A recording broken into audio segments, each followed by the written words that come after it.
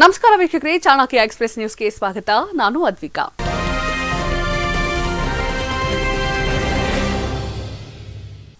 ಜನಪರ ಯೋಜನೆಗಳು ಹಾಗೂ ರಾಜ್ಯದ ಅಭಿವೃದ್ಧಿಯೇ ನಮ್ಮ ಸರ್ಕಾರದ ಮೂಲ ಮಂತ್ರಗಳಾಗಿವೆ ಎಂದು ಮುಖ್ಯಮಂತ್ರಿಗಳ ಆರ್ಥಿಕ ಸಲಹೆಗಾರ ಹಾಗೂ ಯಲಬುರ್ಗಾ ಶಾಸಕ ಬಸವರಾಜ ರಾಯರೆಡ್ಡಿ ಹೇಳಿದರು.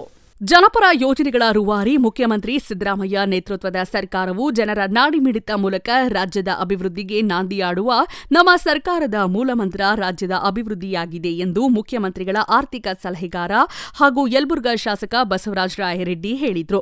ಪಟ್ಟಣದ ಎಪಿಎಂಸಿಯಲ್ಲಿನ 7.30 ಕೋಟಿ ವೆಚ್ಚದ ಕೋಲ್ಡ್ ಸ್ಟೋರೇಜ್ ಘಟಕ ಹಾಗೂ ಸಿಸಿ ರಸ್ತೆಗಳ ಭೂಮಿ ಪೂಜೆ, ಬೆಸ್ಕಾಂ ಕಾರ್ಯ ಮತ್ತು ಪಾಲನಾ ಉಪವಿಭಾಗ ಕಚೇರಿ ಉದ್ಘಾಟನೆ ಹಾಗೂ ತಾಲೂಕಿನ ತಿಪ್ಪರಸನಾಳ ಗ್ರಾಮದಲ್ಲಿ ಅಲ್ಪಸಂಖ್ಯಾತರ ಮುರಾರ್ಜಿ ದೇಸಾಯಿ ಬಾಲಕಿಯರ ಪಿಯು ಕಾಲೇಜಿನ ವಸತಿ ಕಟ್ಟಡದ ಉದ್ಘಾಟನೆ ನೆರವೇರಿಸಿ ಮಾತನಾಡಿದ್ದ ಅವರು, ಯಲಬುರ್ಗಾ ಕ್ಷೇತ್ರದಲ್ಲಿ ಅಭಿವೃದ್ಧಿ ಕಾರ್ಯಗಳು ಸುನಾಮಿ ರೀತಿಯಲ್ಲಿ ಆಗುತ್ತಿವೆ. ಕ್ಷೇತ್ರದಲ್ಲಿ ಕೆರೆ ತುಂಬಿಸುವ ಯೋಜನೆಗಳಿಗೆ ಜನರು ಜಮೀನು ನೀಡಿ ಸಹಕರಿಸುವ ಅಗತ್ಯತೆ ಇದೆ.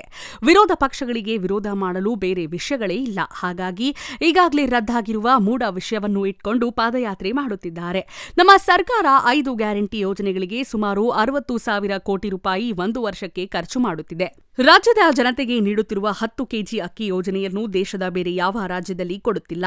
ಮನಮೋಹನ್ ಸಿಂಗ್ ನೇತೃತ್ವದ ಯುಪಿಯ ಅವಧಿಯಲ್ಲಿ ಆಹಾರ ಭದ್ರತಾ ಕಾಯ್ದೆ ಜಾರಿಗೊಳಿಸಲಾಗಿದೆ. ಕಳೆದ ಲೋಕಸಭಾ ಚುನಾವಣೆಯ ನಿಮಿತ್ತ ನೀತಿ ಸಂಹಿತೆ ಇದ್ದ ಕಾರಣ 3-4 ತಿಂಗಳು ಯಾವುದೇ ಕಾಮಗಾರಿಗಳು ಮಾಡಲು ಆಗಲಿಲ್ಲ. ಅಭಿವೃದ್ಧಿ ಕಾರ್ಯಗಳಿಗೆ ತಾಲೂಕಿನ ಜನರು ಭೂಮಿ ನೀಡಿ ಸರ್ಕಾರದೊಂದಿಗೆ ಸಹಕರಿಸಬೇಕು ಎಂದು ಹೇಳಿದ್ರು.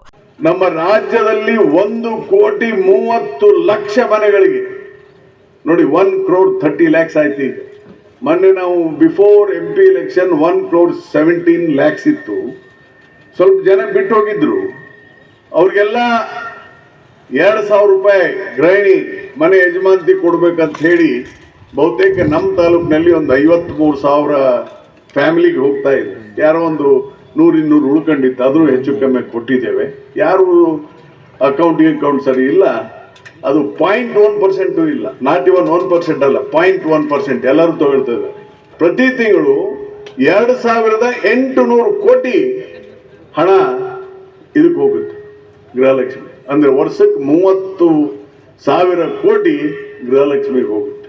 ಶಕ್ತಿ ಯೋಜನೆ ಸುಮಾರು 260 ಕೋಟಿ ಜನ ಹೆಣ್ಮಕ್ಳು ಪ್ರಯಾಣ ಮಾಡ್ಯಾರಿ. ಅಂದರೆ ಪ್ರತಿ ದಿವಸ ಹೋಗ್ತಾರೆ ಹೆಣ್ಮಕ್ಳು ಫ್ರೀ ಬಸ್ ಹತ್ತಿಕೊಂಡು. ಎಷ್ಟು? 260 ಕೋಟಿ.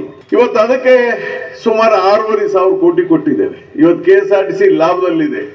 ಯಾಕಂದ್ರೆ ನಾವು ಅವ್ರಿಗೆ ಫ್ರೀ ಬುಕ್ ಶಟ್ಲೆ ಜನರಿಗೆ. ಆದ್ರೆ ನಾವು ಸರ್ಕಾರದಿಂದ ಹಣ ಕೊಡಲ್ಲ, ನಾವು ಬಸ್ ಹೆಂಗೆ ನಡೆಸ್ತಾನೆ, ಇಲ್ಲಿ ಡೀಸೆಲ್ ಹಾಕಲ್ಲ.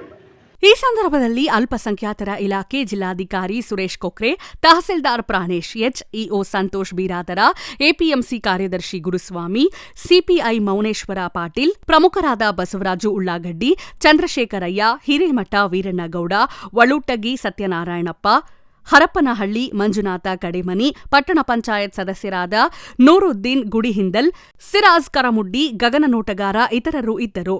Ningaraja Doddamani, Chanakya express news bureau, Koppal. ಇದಾಗಿತ್ತು ಇವತ್ತಿನ ಚಾಣಕ್ಯ ಎಕ್ಸ್‌ಪ್ರೆಸ್ ನ್ಯೂಸ್. ನಮಸ್ತೆ.